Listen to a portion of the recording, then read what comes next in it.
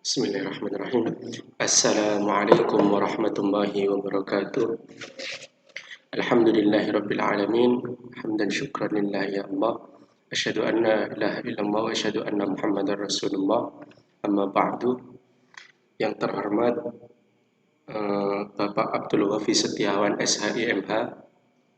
Yang terhormat mahasiswa Hukum Keluarga 1 yang insyaallah dirahmati oleh Allah. Pada kesempatan yang penuh barokah ini, perkenankan saya untuk mempresentasikan materi hukum internasional sebagai tugas mata kuliah pengantar hukum Indonesia. Baik, langsung saja pada kesempatan ini saya akan memperkenalkan diri dulu. Perkenalkan, nama saya Khairul Umam, saya dari kelompok 11 dan inilah anggota kelompok saya. Yang pertama adalah saya sendiri, yakni Khairul Umam dengan NIM 21110201001. Yang kedua yakni Nur Muamanah Ika Dewi dengan NIM 211102010004. Selanjutnya Ratna Dwi Farda dengan NIM 211102010007. Dan yang terakhir Ulfa Syahira dengan NIM 211102010021. Selanjutnya mengenai materi dalam pembahasan kali ini mengenai hukum internasional, saya akan membahas tentang 3 materi, yakni yang pertama pengertian, yang kedua subjek dan sumber hukum, dan yang ketiga adalah asas hukum internasional. Langsung saja masuk kepada materi yang pertama mengenai pengertian dari hukum internasional. Menurut Mukhtar Kusuma Atmaja, hukum internasional adalah keseluruhan kaidah dan asas hukum yang mengatur hubungan atau persoalan yang melintasi batas negara. Dari pengertian ini dapat kita ketahui bahwasannya hukum internasional sesuai dengan namanya, hukum internasional itu mengatur tentang hukum yang berhubungan dengan negara-negara yang ada di dunia ini. Mengatur tentang apa? Mengatur tentang hubungan atau persoalan yang melintasi batas negara. Kemudian mengenai subjek dan sumber hukum internasional, subjeknya itu ada 6 dan sumbernya ada 2. Yang pertama kita akan membahas tentang subjek hukum internasional. Subjek hukum internasional dibagi menjadi 6. Yang pertama negara, yang kedua organisasi internasional, yang ketiga Palang Merah Internasional, yang keempat Tahta Suci Vatikan, yang kelima kaum pemberontak atau Belligerent, dan yang keenam adalah individu. Untuk mengetahui apa sih maksud dari negara, organisasi internasional, dan selanjutnya mari kita bahas bersama-sama. Subjek hukum internasional yang pertama adalah negara. Mengapa negara menjadi subjek hukum internasional?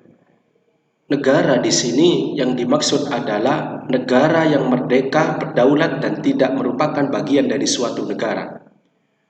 Jadi dapat dipahami bahwasannya negara yang menjadi subjek itu negara yang memang merdeka dan berdaulat dan tidak menjadi bagian dari suatu negara. Jadi ketika ada suatu negara itu belum merdeka atau masih berada dalam jajahan negara lain atau bahkan menjadi negara bagian dari negara lain, itu tidak memasuki subjek hukum internasional. Jadi ini terbatas hanya pada negara-negara tertentu yang memenuhi kriteria. Yang kedua, organisasi internasional. Organisasi internasional merupakan kumpulan dari beberapa negara yang memiliki tujuan bersama. Ya, dari penjelasan ini itu sudah jelas bahwasannya memang organisasi internasional itu kumpulan dari negara-negara, pastinya adalah negara yang sudah merdeka dan berdaulat sebagaimana subjek hukum yang pertama. Tidak mungkin kiranya ketika suatu negara tidak merdeka, tidak mungkin kiranya akan mengikuti organisasi. Karena buru-buru ngurusi organisasi, ngurusi negaranya sendiri pun masih kesulitan begitu. Terus subjek hukum yang ketiga adalah palang merah internasional. Kedudukan palang merah internasional dalam subjek hukum internasional itu diperkuat dalam perjanjian-perjanjian dan konvensi-konvensi palang merah tentang perlindungan korban perang. Yang keempat adalah Tahta Suci Vatikan. Apa sih Tahta Suci Vatikan itu? Tahta Suci Vatikan adalah gereja Katolik Roma yang diwakili oleh Paus di Vatikan. Vatikan ini adalah negara kecil, yang mana di negara ini adalah 100% penduduknya adalah penganut agama Kristen atau Kristiani. Jadi negara ini adalah negara basisnya orang Kristen. Dan kenapa sih Tahta Suci Vatikan itu diakui sebagai subjek hukum? Apa yang memperkuat hal tersebut? Tahta Suci Vatikan itu diakui sebagai subjek hukum internasional berdasarkan Traktat Lateran pada 11 Februari 1929 antara pemerintah Italia dan Tahta Suci Vatikan mengenai penyerahan sebidang tanah di Roma. Selanjutnya, yang kelima, subjek hukum yang kelima yakni kaum pemberontak atau belligerent. Kaum pemberontak yang dimaksud di sini adalah apabila kaum pemberontak tersebut bersenjata dan terus berkembang, bahkan meluas ke negara-negara lain, bukan hanya di dalam negara itu, bukan hanya di dalam negara yang diberontak, namun mengikuti atau menyebar di negara-negara lain. Nah, salah satu cara untuk meredam pemberontakan kaum tersebut adalah mengakui eksistensinya dan menerima kaum pemberontak sebagai pribadi yang berdiri sendiri. Meskipun sebenarnya langkah ini dinilai merugikan bagi negara yang tempat pemberontak tersebut, karena hal tersebut itu malah mencoreng nama negara yang negara yang berasal dari pemberontak tersebut. Sehingga negara-negara lain itu merasa bahwasannya negara tersebut belum mampu untuk menaklukkan pemberontakan, sehingga pemberontakan tersebut mengganggu kedamaian dunia. Yang keenam adalah individu. Individu ini adalah salah satu penyusun terpenting dalam suatu negara, maka pasti individu ini masuk ke dalam subjek hukum internasional. Kedudukan individu menjadi subjek hukum internasional itu diperkuat dengan Deklarasi Universal tentang HAM atau Hak Asasi Manusia atau Universal Declaration of Human Rights pada 10 Desember 1948. Dalam deklarasi ini diikuti oleh beberapa konvensi hak asasi manusia di berbagai kawasan, sehingga eksistensi individu dalam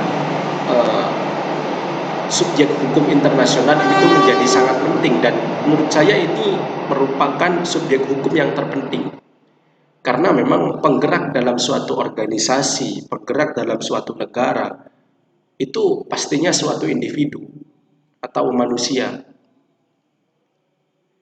Selanjutnya membahas tentang sumber hukum internasional itu dibagi menjadi dua. Sumber hukum dalam arti material dan sumber hukum dalam arti formal. Untuk lebih memahaminya, mari kita bahas bersama-sama.